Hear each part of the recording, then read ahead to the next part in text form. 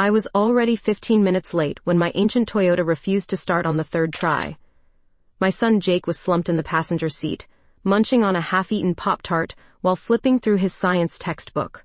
"Mom, I have a test first period," he mumbled, eyes fixed on a diagram of the solar system. "I know, baby. Come on, you piece of junk." I slapped the dashboard, and the engine finally sputtered to life.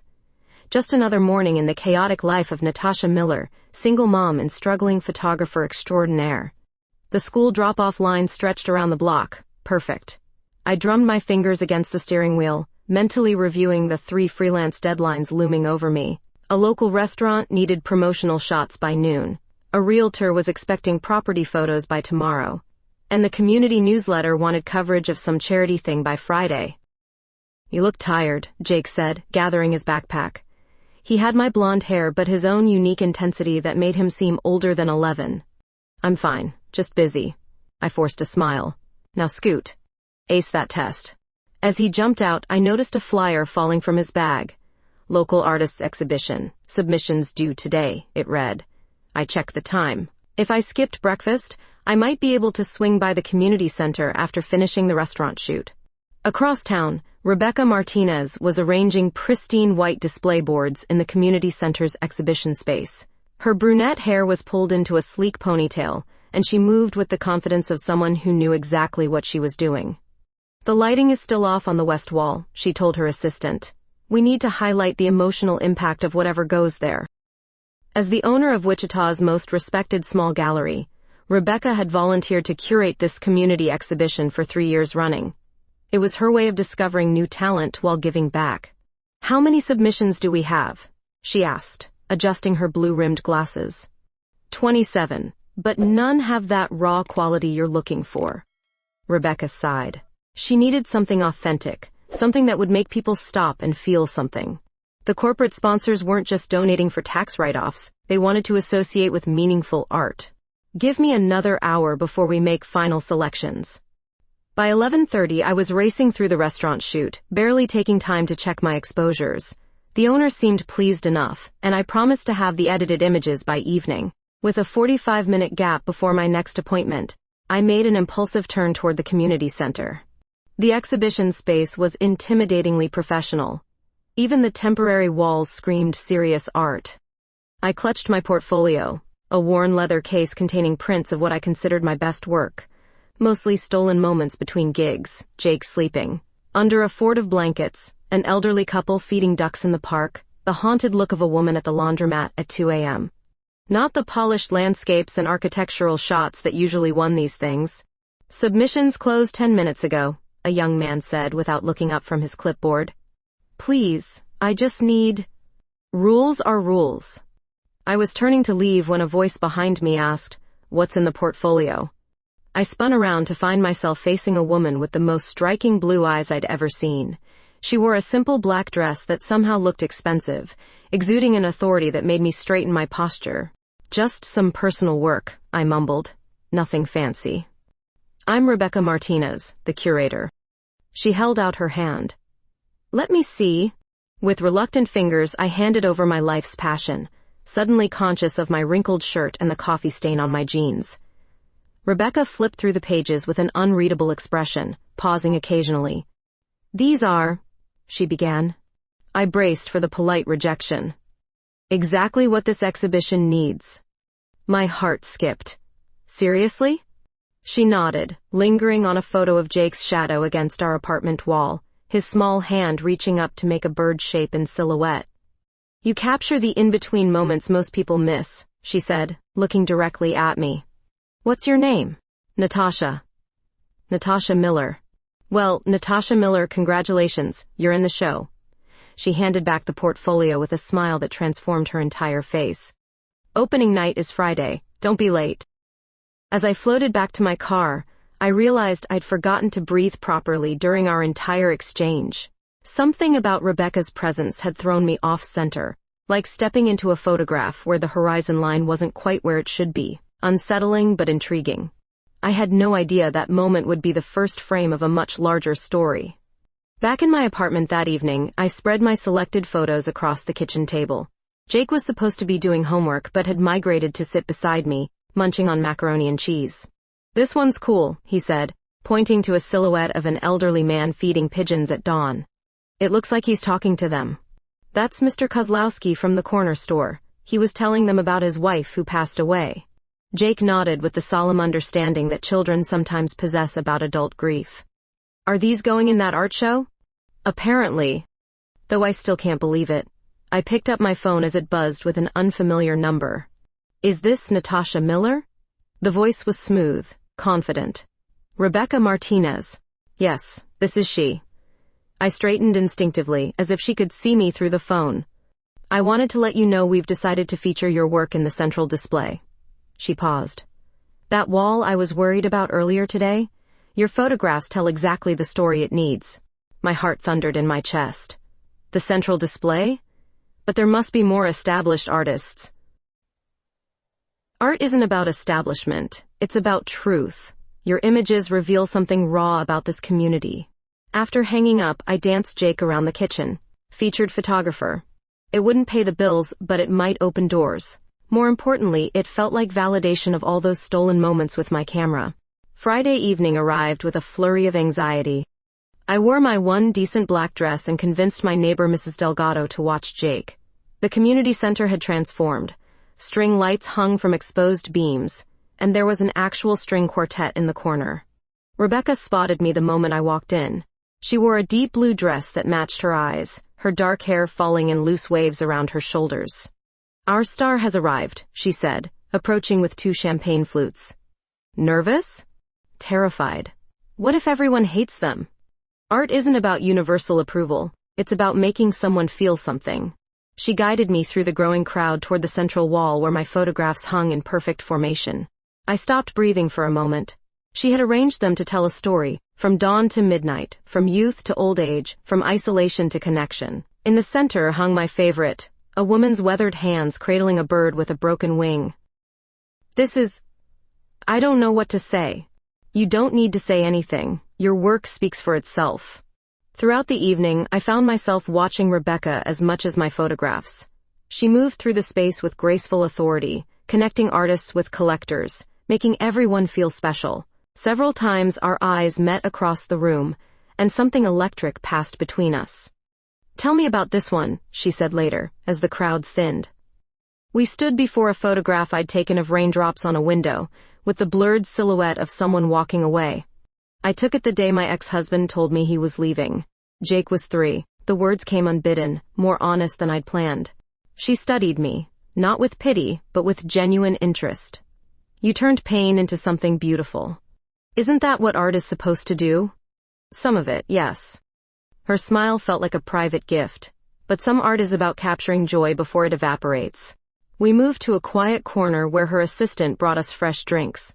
Rebecca told me about growing up in a family that valued practicality over creativity, about studying business before finally opening her gallery. "What made you start volunteering here?" I asked. "I remember what it's like to need someone to see your work, really see it."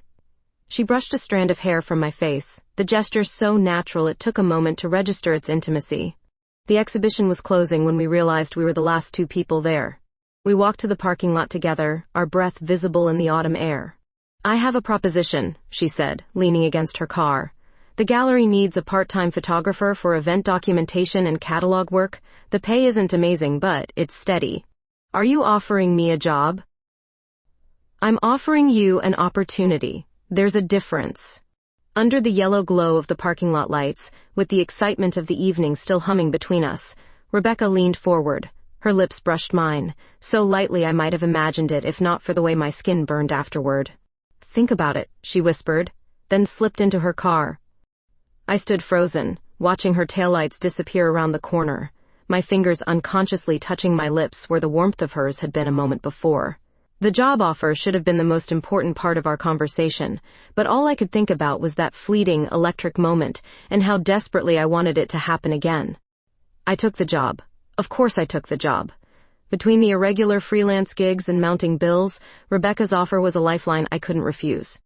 That's what I told myself anyway, ignoring the flutter in my stomach each time I remembered that kiss. The Martinez Gallery occupied a renovated warehouse in Wichita's emerging arts district. Floor-to-ceiling windows flooded the space with natural light, illuminating the carefully curated exhibitions that had earned Rebecca her reputation.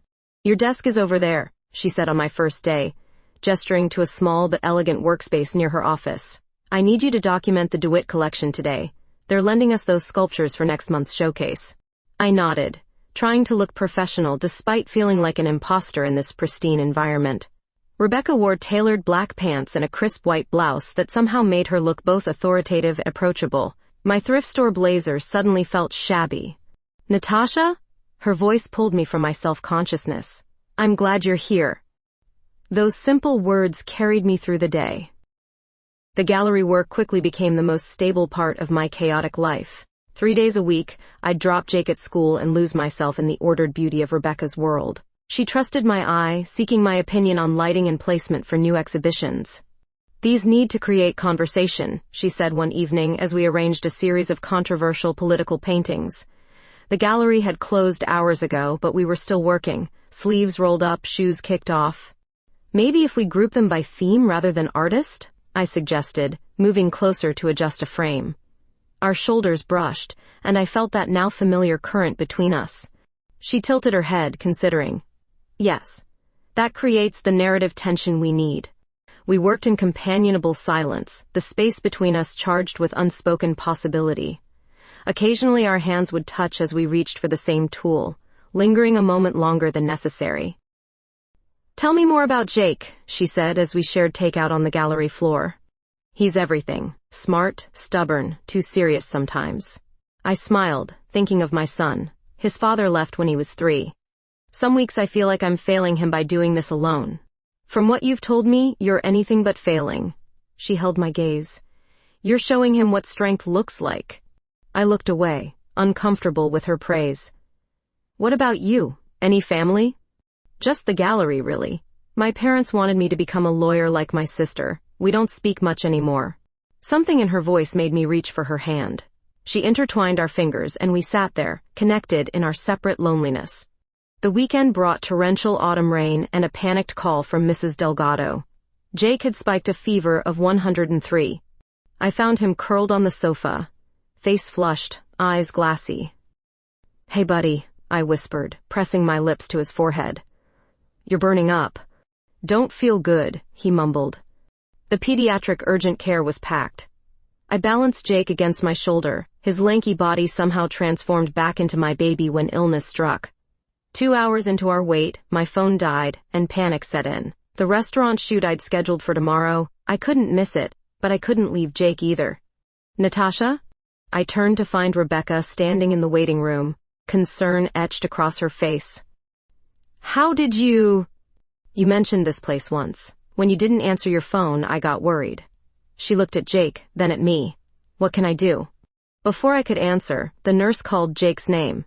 Rebecca took my camera bag and jacket. "Go, I'll be here." The doctor diagnosed strep throat and prescribed antibiotics. When we emerged, Rebecca was waiting patiently, answering emails on her phone. "You didn't have to stay," I said, juggling the prescription and my semi-conscious son. "I know." She stood, gathering our things. "Let me drive you home." In my tiny apartment, Rebecca moved with unexpected efficiency, finding clean sheets and helping me tuck Jake into bed. She made tea while I called my clients to reschedule. "I could cover the restaurant shoot," she offered, handing me a steaming mug. "You don't have to do that." "I know. I want to." She hesitated. "That's what friends do, right?" Friends. The word felt simultaneously right and wrong.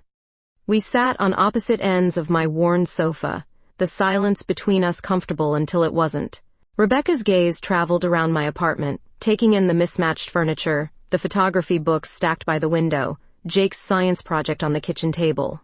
"It's not much," I said, suddenly self-conscious. "It's a home," she replied softly. "My place feels like a magazine spread sometimes. Beautiful but untouched." Something in her voice made me meet her eyes. The vulnerability I found there matched my own.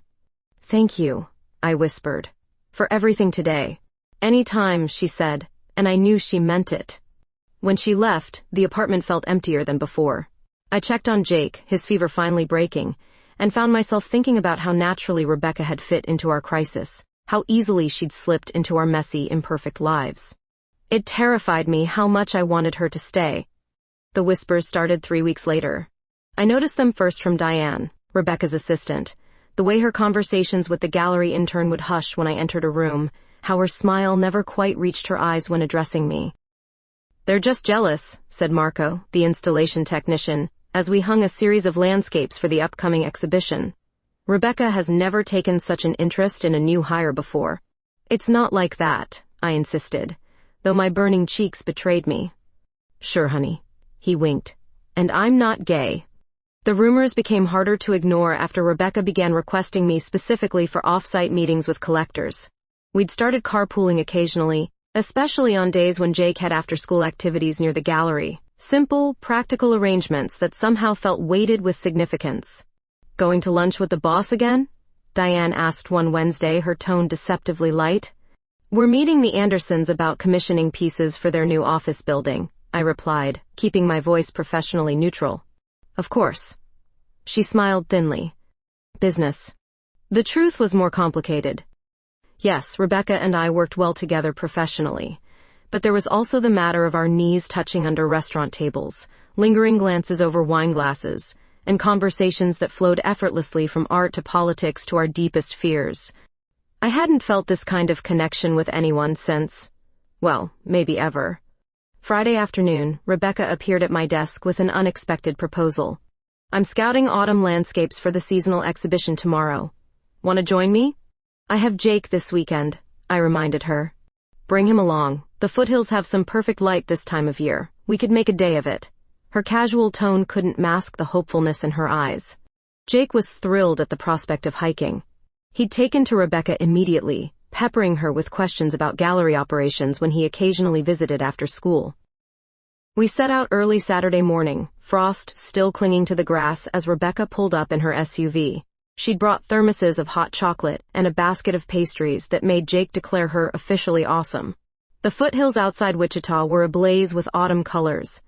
Rebecca led us to her favorite spots, places where the landscape opened up into vast panoramas of gold and crimson. While Jake explored nearby trails, we captured the morning light filtering through maple leaves. "You have an instinct for this," she said, watching me work. "You see moments before they happen." Photography taught me to pay attention. I adjusted my aperture, to notice what might be overlooked. "Like what?" She stepped closer.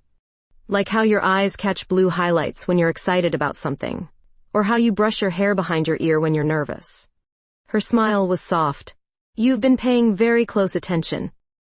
The day passed in a blur of stunning vistas and comfortable companionship.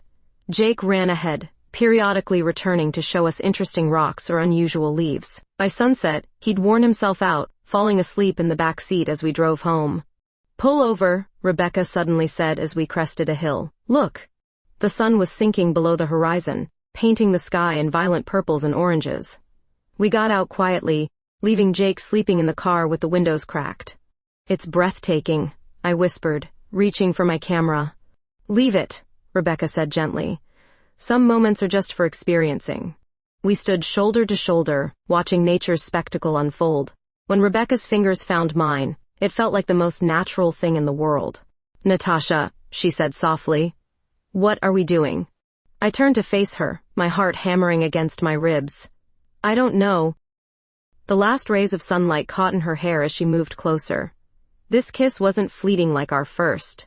Her lips met mine with quiet certainty, her hand coming up to cradle my jaw. Time suspended as something electric passed between us, breaking apart only when we needed air. "I've wanted to do that again since the exhibition," she confessed, her forehead resting against mine. "Me too," I admitted.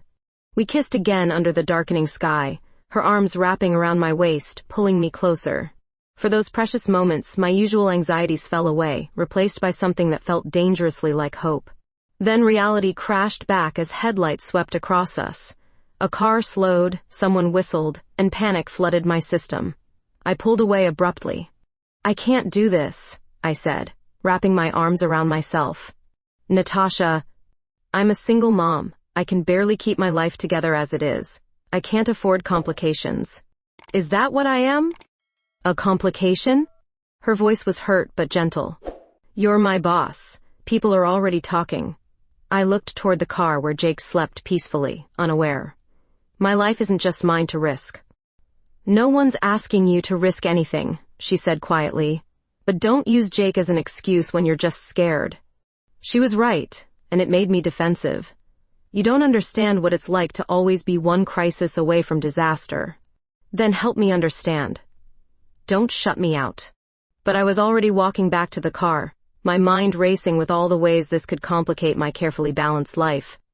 Rebecca followed after a moment, her expression carefully composed.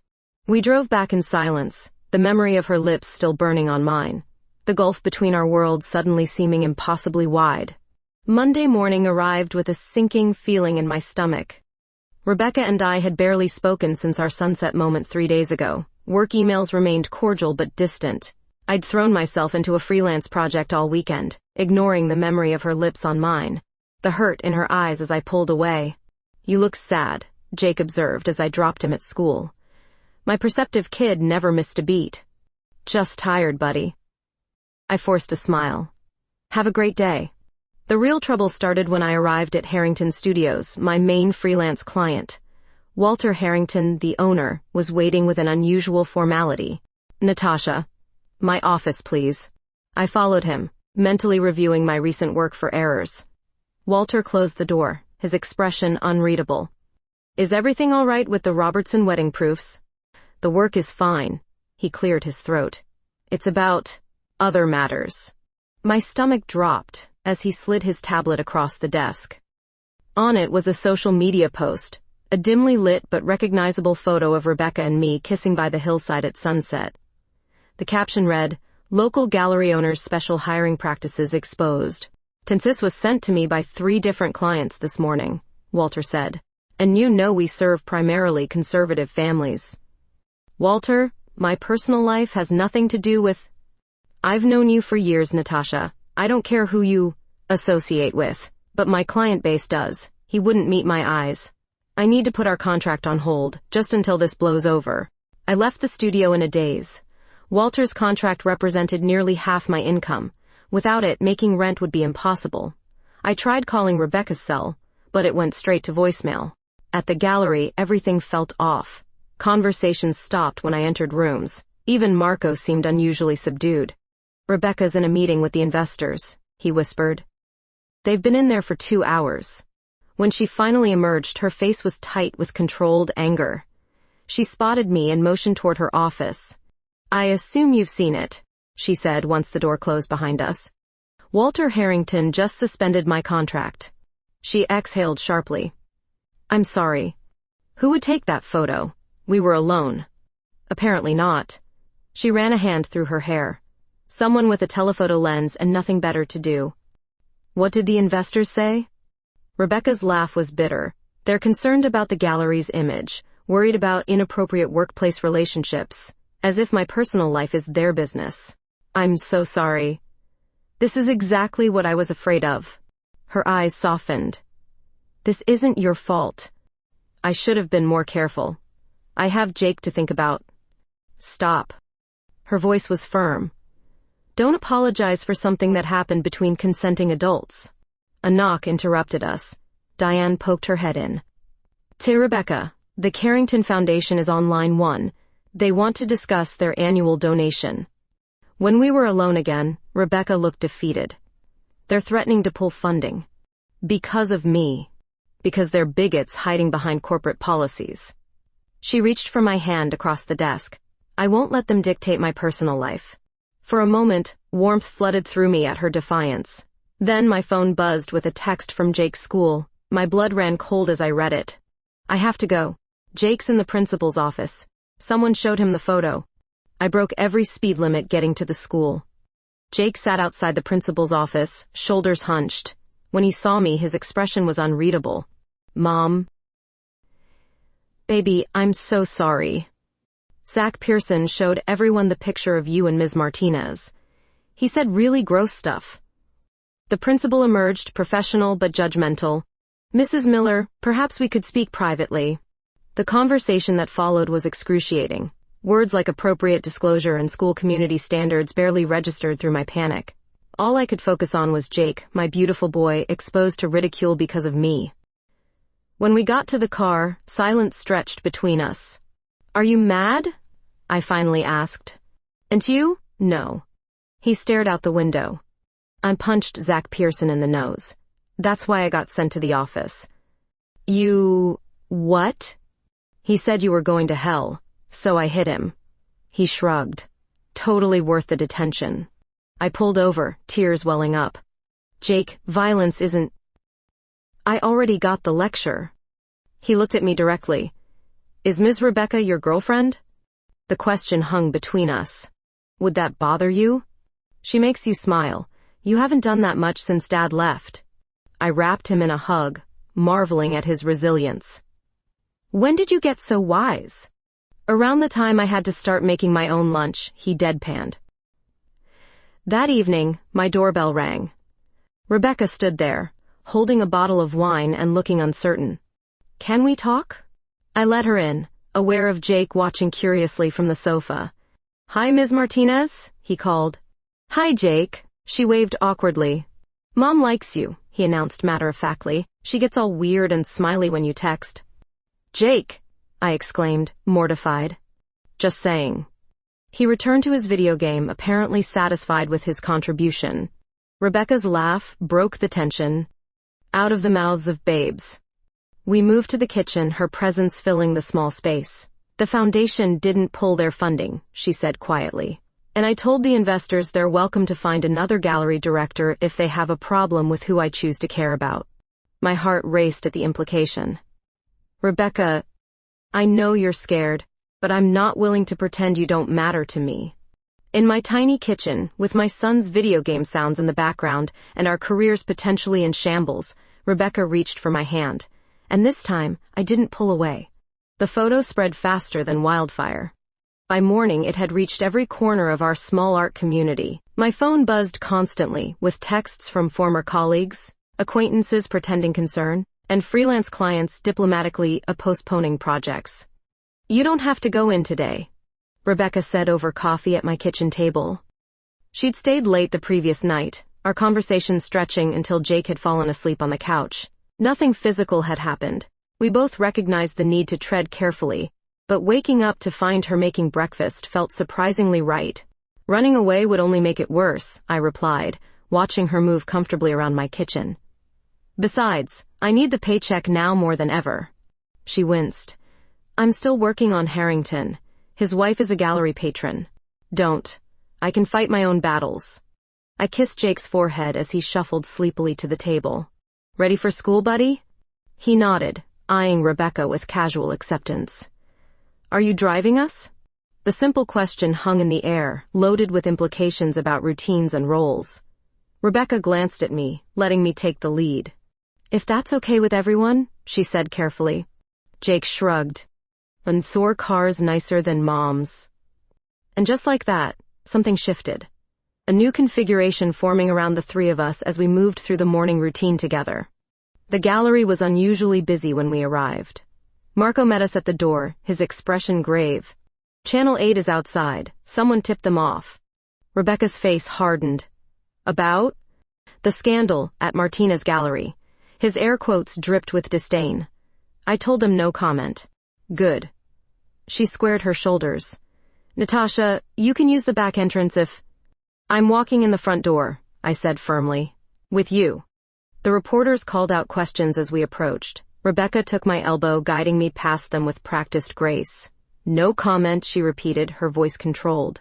Inside, the staff watched with varying expressions: curiosity, support, judgment. Diane's tight smile didn't reach her eyes. "Your 10 o'clock canceled," she informed Rebecca. "The Westbrook Foundation. They sent an email about values alignment." I felt Rebecca stiffen beside me. "The Westbrooks were major donors." "Their loss," she said evenly. "Please contact the Watson Collection. They've been waiting for an opening." The morning crawled by in a haze of whispers and sidelong glances. I buried myself in catalog work, avoiding the staff break room. Around noon, Jake's school called again. "Mrs. Miller, Jake seems upset. Perhaps given yesterday's..."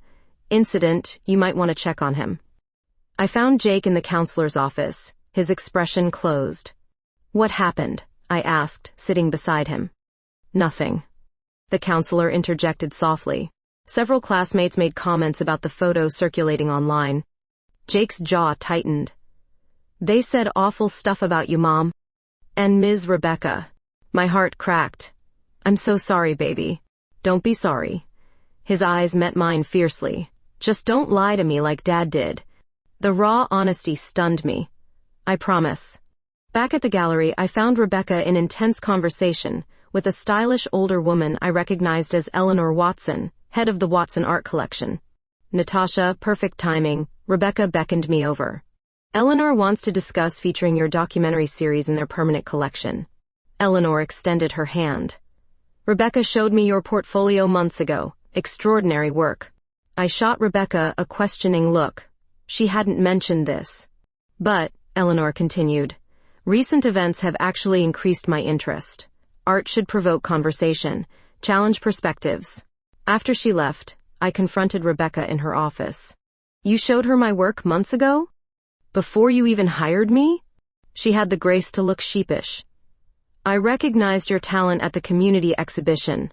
I was going to tell you when the timing was right. You've been advocating for me all this time. Of course I have. She stepped closer. I believed in your work from the moment I saw it. Something warm unfurled in my chest. Before I could respond, Diane knocked sharply. Your son is on line 1, she told me, and HR wants a meeting with both of you. Jake was calling from the neighbor's phone. I'm at Mrs. Delgado's. Some reporters came to school asking about you and Ms. Rebecca. Fury rose like bile. I'm coming home right now. In the HR meeting, a nervous representative from the gallery board recited concerns about workplace propriety and public image. Rebecca listened stone-faced before interrupting. Let me save you time. I founded this gallery. I own 60% of it. If the board has concerns about my personal life, they can buy me out at market value. She stood. Now if you'll excuse me, we have a family emergency to attend to. In the car, her composure finally cracked. I'm sorry, Natasha. I never wanted to drag you and Jake into this. And he didn't drag us anywhere. We're here by choice. When we arrived at Mrs. Delgado's, Jake was waiting with his backpack. He looked between us, his young face serious. Are you two going to be together now? Like for real? Rebecca caught my eye, letting me answer. Would that be okay with you? I asked carefully. He considered it, then nodded. Yeah. But people are going to say stuff. And they already are, I admitted. So what are we going to do about it? He asked. It was the we that did it, that simple inclusion that acknowledged something was forming between the three of us, something worth fighting for. We're going to hold our heads high, Rebecca said, squeezing my hand, and remember that their opinions don't define us. That evening, as Jake did homework and Rebecca helped me prepare dinner in my tiny kitchen, the photograph that had caused so much chaos seemed to lose its power. Here, in the warmth of ordinary moments, we were writing our own story, one that had nothing to do with public opinion, and everything to do with the quiet truth growing between us. 3 weeks after our unwanted debut in local gossip circles, an email arrived that changed everything. I was at Rebecca's apartment, a place Jake and I had been spending increasingly more time, when the notification chimed.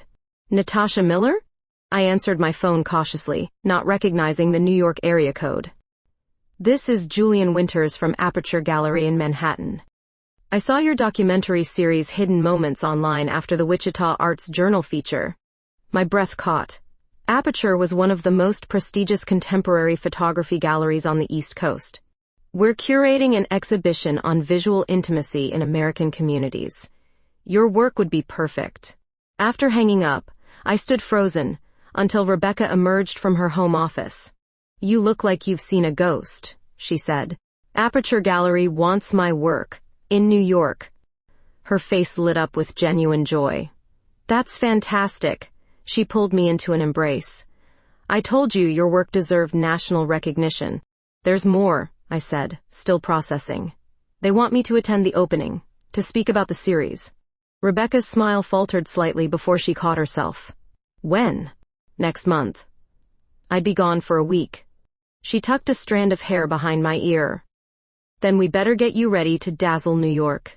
Over the following weeks, Rebecca transformed into my most dedicated advocate. She helped select which pieces would travel to Manhattan, arranged a professional portfolio review, and even convinced Jake that a week with his father, something he usually dreaded, would be an adventure. Meanwhile, I battled waves of insecurity. The night before my flight, we sat on her balcony overlooking Wichita's modest skyline. "What if I'm not ready for this?" I whispered. "What if they realize I'm just a struggling single mom who got lucky with a few good shots?" Rebecca took my hands. "Look at me." I met her eyes reluctantly. "You are extraordinary, Natasha Miller. Your perspective, the way you capture humanity in ordinary moments, that's a gift, and it's one you've developed through hard work and persistence. I'm terrified of standing in front of all those people." Then remember what you told Jake when he was scared about his science presentation. Speak from your heart about what matters to you. I leaned into her, drawing strength from her unwavering belief in me. "When did you become so wise?" "Around the same time I fell in love with you," she replied softly. The words hung in the air between us. We hadn't said that yet, though the feeling had been building steadily since our lives had collided. "Rebecca, You don't have to say it back," she interrupted. "I just wanted you to carry that knowledge with you to New York." But I did love her. The realization had been growing for months, in the way she remembered how Jake liked his hot chocolate, in her passionate defense of my work. In the quiet moments when she thought no one was watching, and I caught her looking at me with such tenderness it made my heart ache. "I love you too," I said simply. Her smile was radiant as she drew me closer. Under the stars above Wichita, her kiss felt like coming home and setting out on an adventure all at once. New York was overwhelming, a cacophony of sounds, smells, and constant motion. The Aperture Gallery occupied a renovated industrial space in Chelsea, surrounded by the most prestigious names in contemporary art. The curator, Julian, was intimidatingly sophisticated but genuinely enthusiastic about my work. "Your perspective on intimacy in ordinary spaces is refreshing," he said as we arranged my photographs. "No artifice, just authentic human connection." Opening night arrived in a blur of black dresses and critical commentary. I stood beside my work, answering questions from collectors and critics with growing confidence. When Julian introduced me to the editor of Photo Arts Monthly, one of the industry's leading publications, I felt Rebecca's absence acutely. "We'd love to feature your next major series," the editor said. "What are you working on?" I described my evolving project documenting connection in unexpected places, inspired, though I didn't mention it, by my unlikely relationship with Rebecca. Later that night, I called her from my hotel room. "They want to publish my work," I said, still disbelieving. "And 3 collectors purchased prints." "Of course they did." Her voice was warm with pride. "How does it feel?" "Surreal. I wish you were here." "I will be, for your next exhibition." The certainty in her voice, the assumption of a shared future, filled me with unexpected calm. The week passed in a whirlwind of gallery visits and networking events. On my last night, Julian invited me to dinner with several influential figures from the photography world. "We've been discussing your potential," he said as we shared dessert. "Aperture is expanding our featured artist program. We'd like you to consider relocating to New York." The offer was everything I'd dreamed of professionally. Regular exhibitions, teaching opportunities, national exposure. Everything except the 2 people who had become the center of my world. "I'm flattered," I began carefully. "Think about it," Julian pressed. "This could transform your career. Artists wait decades for opportunities like this." Back in my hotel room, I couldn't sleep. I stared at my phone, scrolling through photos of Jake and Rebecca, the makeshift family we were creating. The career opportunity of a lifetime waited on one hand, everything that truly mattered on the other. When my plane touched down in Wichita, they were both waiting. Jake launched himself into my arms while Rebecca stood back, her smile cautious, as if unsure where we stood after my week in the art world she once inhabited. "Welcome home," she said simply. In that moment, watching her reach for my suitcase while Jake chattered about his week, I knew with absolute certainty that no career opportunity was worth losing this. They offered me a position in New York, I told Rebecca 3 days after returning home. We were in her apartment, boxes scattered around us. She'd been slowly clearing space for Jake's gaming equipment and my photography books. She froze, a framed photograph hovering mid-air. Oh, a featured artist program, regular exhibitions, teaching opportunities. She carefully placed the frame on the shelf, her back to me. When do they need your answer? By the end of the month. Rebecca turned, her expression carefully composed. That's incredible, Natasha. A well-deserved recognition of your talent. I already declined. Her eyes widened. You what? Why would you? Because my life is here. I moved closer, taking her hands. With you, with Jake, this is home. But your career will continue to grow, just from here instead of New York. I squeezed her hands. They still want to feature my work. I'll just travel for exhibitions instead of relocating. Relief flooded her face before doubt crept back in. Are you sure? I don't want you resenting us for holding you back. Some things matter more than career advancement.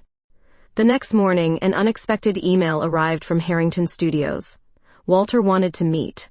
I found him uncomfortable and apologetic, offering me not just my old contract back, but a promotion. We'd like you to head our commercial division, he said, sliding a formal offer across the desk. Full benefits, considerable salary increase. I studied the paper, noting the figure was nearly triple my previous earnings. What changed? He shifted awkwardly. Several major clients threatened to leave after we parted ways. Turns out the younger demographic appreciated your authenticity. Authenticity, I repeated. The corporate term for my very public coming out. The position would require you to be the face of our commercial brand, attend client meetings, industry events. You want to promote me because I'm in a same-sex relationship? Walter winced. I want to promote you because you're talented. The rest is just good business sense now. The irony wasn't lost on me. The very thing that had threatened my career was now enhancing it. I left with the offer, uncertain how to feel about this sudden reversal of fortune. Rebecca was equally skeptical when I told her. And they're commodifying your identity, she said as we walked through the park, watching Jake feed ducks at the pond. Maybe. But it's also a huge opportunity for financial stability. She squeezed my hand. Then take it on your terms. Make them earn the authenticity they're suddenly so fond of. 2 weeks later, I accepted the position with added conditions, flexibility for my fine art pursuits, and a dedicated exhibit space in their main studio for emerging local photographers. Things were changing rapidly. The gallery was thriving despite, or perhaps because of, the publicity surrounding Rebecca's personal life. My photographs were receiving national attention. Jake was adjusting to our evolving family structure with remarkable resilience. But the biggest change came unexpectedly one Thursday evening. The Carmichael Foundation Gala is next week, Rebecca mentioned as we prepared dinner together. As gallery director, I'm expected to attend. Sounds fancy, I replied, chopping vegetables. It's the biggest arts fundraiser in the region. She hesitated. I'd like you to come with me, as my partner. I stopped cutting. We'd been seeing each other for months now, but had carefully avoided formal public appearances together. Are you sure? The foundation board is pretty conservative. That's exactly why I'm sure. She turned to face me fully. I'm tired of compartmentalizing my life. I want to walk into that ballroom with the woman I love. The night of the gala arrived with nervous energy. I wore a simple black dress that Rebecca had helped select. She looked stunning in deep blue that matched her eyes. Ready? She asked as our car approached the venue. As I'll ever be. Camera flashes greeted us as we arrived. Rebecca's hand found mine as we walked the short red carpet leading into the hotel ballroom. Rebecca. Natasha. Over here. A local culture reporter waved. Mind answering a few questions? Rebecca looked to me, letting me decide. I nodded slightly. Your relationship became public rather dramatically, the reporter said. How has that affected your professional lives? Initially there were challenges, Rebecca answered diplomatically. But authenticity ultimately strengthens both art and life. And your photography career has exploded since then, he said to me. Any connection? And my work speaks for itself, I replied. Though I've learned that vulnerability in art and life creates more meaningful connections. Inside, the ballroom glittered with Wichita's elite. I recognized donors, business leaders, and artists mingling over champagne. Conversations briefly paused as we entered, then resumed with heightened energy. Eleanor Watson approached immediately. Rebecca, Natasha, you've caused quite a stir. Her eyes twinkled. About time someone shook up this stuffy crowd. As the evening progressed, I was surprised by how many people approached with genuine interest in both my work and our relationship.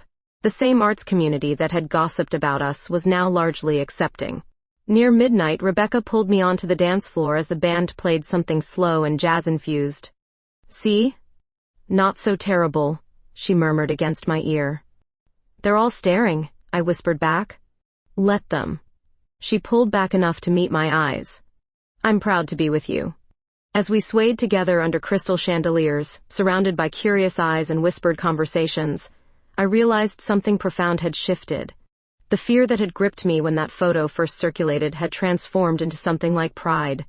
Rebecca's lips brushed mine briefly, publicly claiming our connection.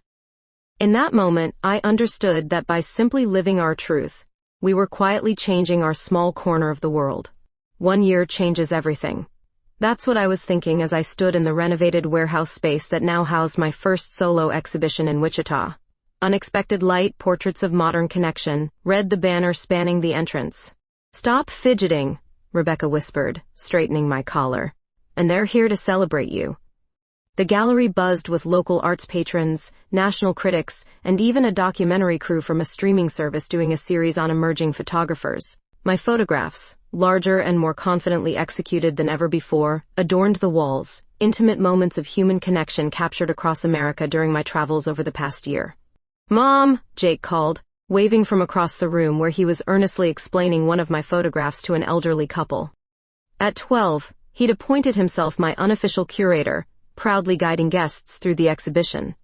"He's going to put me out of a job," Rebecca laughed, watching him gesture animatedly. "Like mother, like son," said a voice behind us.